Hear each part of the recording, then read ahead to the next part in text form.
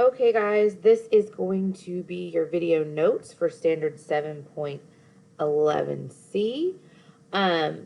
What I would like for you to do first is to look at the box of vocabulary. We have complementary angles, supplementary angles, a linear angle pair, the triangle sum theorem, corresponding angles, perimeter, and area. So what I first want to do is just go over a brief explanation of what every word in that box means.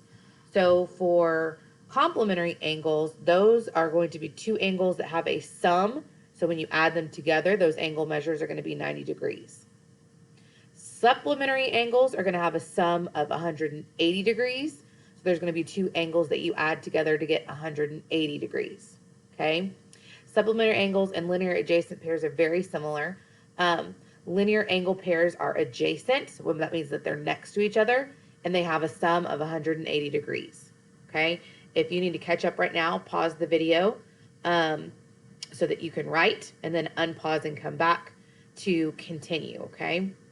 So then we have the triangle sum theorem. This means that all of the angles on the inside of a triangle add up to be 180 degrees. They have a sum of 180 degrees.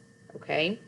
For corresponding angles, I kind of had to manipulate my paper a little bit because this was kind of a little bit longer. But for corresponding angles, it is a pair of angles that are located in the same position in two different congruent, so same size, same shape, or similar shapes. Remember, similar shapes are the same shape, but they may be a different size, okay? So definitely go ahead and pause the video right now because you are going to need to write this information down on the side, and this is a little bit longer than necessary. So go ahead and pause the video and then come back to it when you're ready, okay? For perimeter and area, remember the perimeter is the distance around the outside of a shape, so you're going to add in order to find the perimeter. For area, you're doing the length times the width, and that is inside the shape, okay? So next, what you're going to do is let me zoom out a little bit. There are 7 different examples. Get a little more secured here to where you can see everything. Okay, 7 different examples, okay? You are going to use one of these vocabulary words in that box one time. So what I would like for you to do is to pause the video here, go ahead in pencil, make your notes about what you think all of these are based on those definitions that I just gave to you. And when you're ready, come back and unpause the video and let's go over the answers, okay? So go ahead and pause the video. You try to determine, write in pencil, and then come back to check.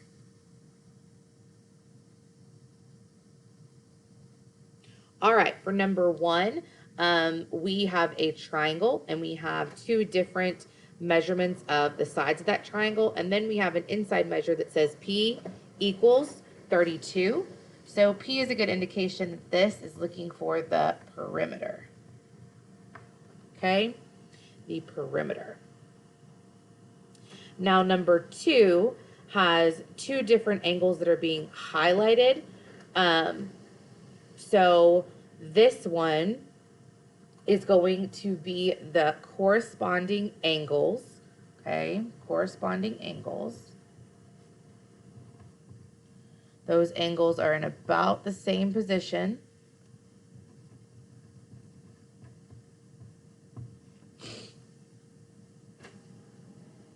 All right, number 3, we have 2 different angles that are next to each other. We do not know the sum of those angles, or they don't give it, not that we don't know the sum, but they do not give us the measures of those angles. So this one is going to be a representation of a linear angle pair. They're adjacent. They are going to total 180 degrees, and you know that because we have 2 angles that are joined by that straight line. This is going to be a linear angle pair. For number 4, these are complementary angles because they have a sum of 90 degrees.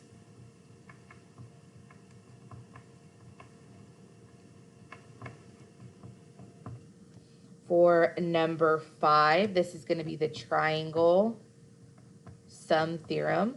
All of those angles add up to be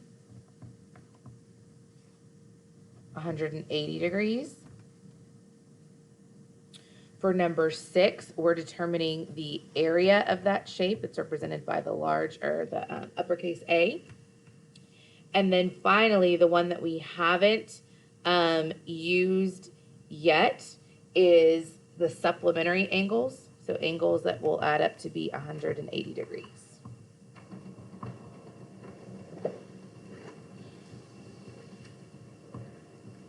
All right, guys, so what I would like for you to do is to take this paper, fold it in half, and you can put it into your notebook. This is going to be the very first thing in 2D figures.